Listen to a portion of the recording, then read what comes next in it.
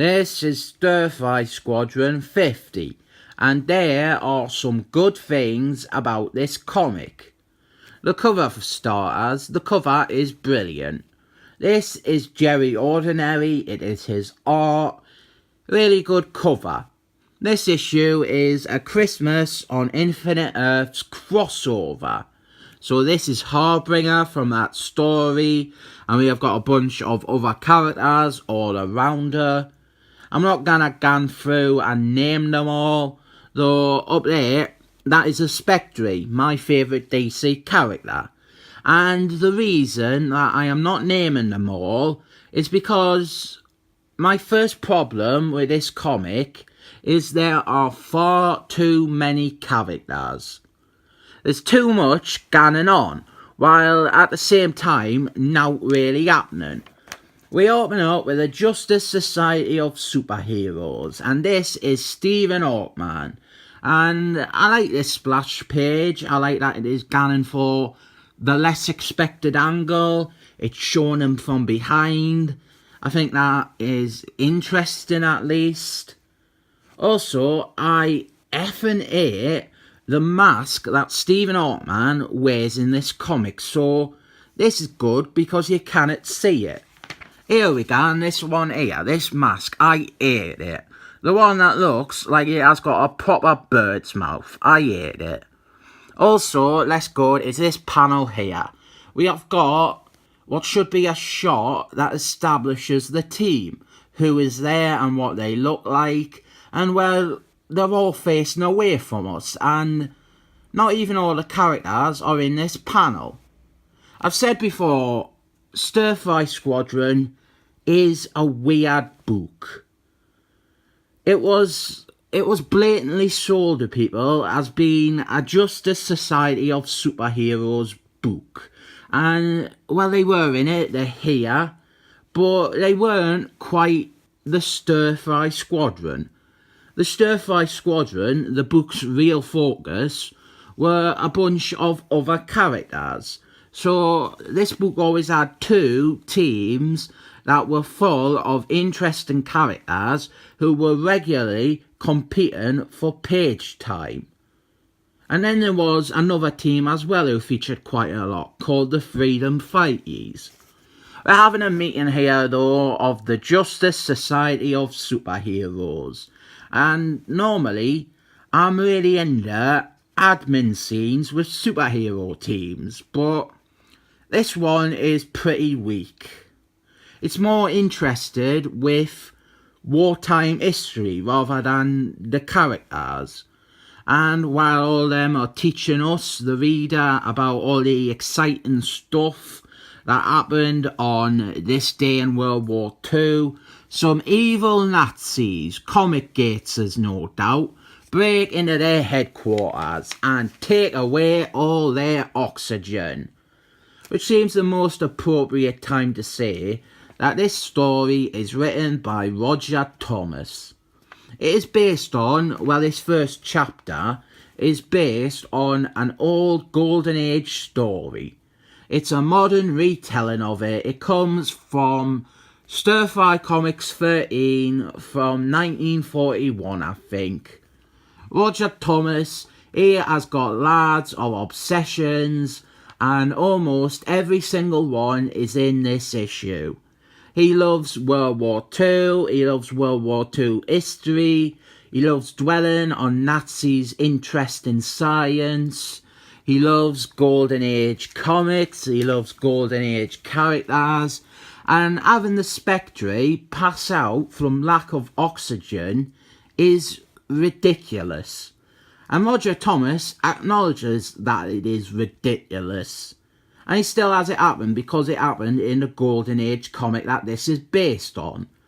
Now though, we have some time just reading about these Nazis, these comic gators, and their crazy mad science and their plans. Far too much time. To offer a bit of positivity though, I admire Roger Thomas's restraint in not having them, again, using Norse mythology. It's a shame that Roger Thomas looked at this original story and thought what needed embellishing on was the intricacies of the Nazis' contribution to the plot rather than focusing on the superhero stars. So the evil comic gates as fire the Justice Society of Superheroes into space in separate rockets, and that's pretty much it for this story. None of the Justice Society had any characterization, and they are sent away into space. Now we have got the Christmas on Infinite Earth stuff, Harbinger, and one thing I like how Roger Thomas has tied crazy Nazi science in with Christmas on Infinite Earths. The Nazis apparently got some of their Nazi science from the Monitors. Meanwhile, Captain Steel is on a solo adventure. He's trying to save his ex-girlfriend's new fella from the comic gators. Captain Steel, he is one of the characters this book spent more time with. He was an actual member of the Stir-Fry Squadron. He later goes on to join the Justice League. His power is that his mum had sex with a sheet of steel or something, and he was born half man, half steel. And while this is better than the first part of the book, in that it actually gives Captain Steel something to do, and it focuses on him a bit, we do quickly end this chapter to move on to the third part, and that is a big problem. This issue is really just a bunch of separate strands stapled together without any of them ever really achieving anything or telling a proper story. That Captain Steel bit came close, I suppose. This sequence is an extended version of a scene from Christmas on Infinite Earths. We have got the Stir-Fry Squadron doing a public appearance. Although, again, I will note, this isn't all of them, and two of the characters featured here are actually Justice Society of Superheroes members. So we have got Robot Man, Brendan Fraser's funny guy, White Knight, Minuteman from the Justice Society of Superheroes, Tarantula Man, A-Man, Dr. Fate, also from the Justice Society of Superheroes. And finally, this is the Gladiator, the Captain America ripoff, and he was only really an honorary member of the Stir-Fry Squadron. And down here, out of costume, we have got Allbran, really pretty, I fancy her. She is from the Stir-Fry Squadron, really, really pretty. And next to her is Pin-Up Woman from the Freedom Fighters. You need a cheat sheet just to follow all the characters. Allbran, she talks to her brother Bran Flakes. Bran Flakes, he used to be a superhero, but he kind of got phased out by Allbran. As I said, Allbran is pretty, really pretty. I fancy her. She might be the one that I fancy the most in all of the Stir-Fry Squadron. We have got some stuff here about racism and a little bit of backstory here explaining why Dr. Fate and Minuteman are with the Stir-Fry Squadron instead of the Justice Society of Superheroes. And here is the bit that comes straight from Christmas on Infinite Earths. This is from issue number 1 of that series. Allbran, she's in a kitchen and she gets recruited by Harbinger. And this is expanding on that, and it is showing the other characters' reaction to what is happening. And I've not even mentioned Doctor Strange. So Harbinger, that's her there, she wants Allbran to come with her. Allbran, she was one of those characters who was in the first 3 issues of Christmas on Infinite Earths. One of those characters that was built up like they were going to be the main characters in the story, and then they were just ignored after the 3rd issue. So they leave to go off to take part in that crossover, and there is some minor overlap with Captain Steel's story. I actually forgot we got this little extra bit about Captain Steel. Kind of ties off his little story, so yeah, his is probably the best portion of the book. And here we see the other characters reacting to Allbrand disappearing, and I think this is what works about crossover tie-in issues when they do stuff like this, because in the main Christmas on Infinite Earth series, we obviously can't focus on and see how the world reacts to something like Harbinger stealing Allbrand, but it's a great thing for a tie-in issue to show. And down at the bottom here, because we didn't have enough characters already, we have got Elastic Man and the Freedom Fighties. So many characters. The thing is, Stir-Fry Squadron was being forced to finish by Christmas on Infinite Earths. It ends in 17 issues time. So this issue, a lot of time is spent just wrapping up characters and pushing the more secondary characters into positions where they would be by the end of the series had it played out longer.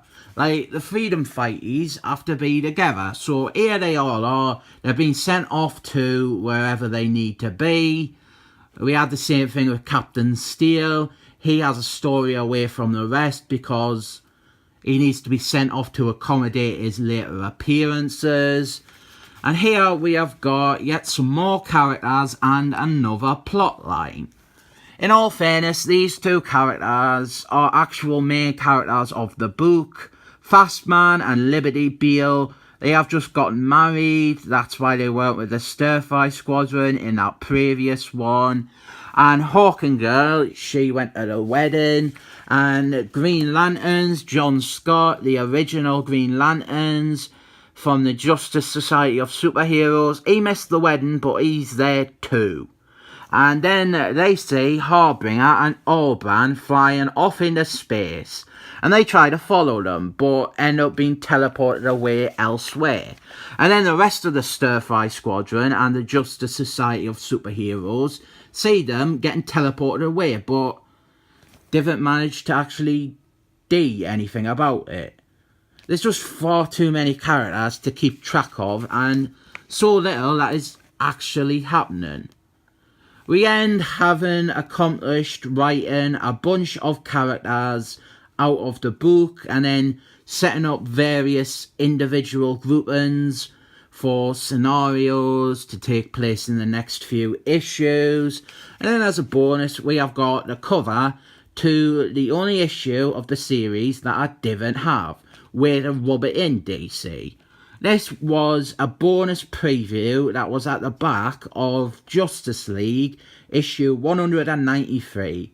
And it's pretty funny to look at this and see how they just put all the Justice Society of Superheroes characters on the cover. And they were at best guest stars in the book. And they put the forefront here, like none of the Stir-Fry Squadron are actually in this image. Captain Steel, Liberty Beale, Allbrand, Fastman, Robot Man, Brendan Fraser's very funny guy. None of them are there. And then after this, we've also got the cover to issue 1. If I remember, what happened was the Justice Society of Superheroes, they were defeated or captured. So the Stir-Fry Squadron formed. And that is why the Stir-Fry Squadron is basically not the Justice Society of Superheroes. Why they're all like D-list Golden Age characters. God, I feel just trying to summarise this comic as being a chore. If you've read the 49 issues before, you won't have trouble following it, but this isn't a good issue to read apart from the rest. And this is issue 50 as well, a milestone, as well as an event tie-in. It is not accessible to new readers. It's got a great cover that doesn't really reflect what happens inside. I can't recommend this one, sadly. Good cover though, so I am giving it 7 thumbs up.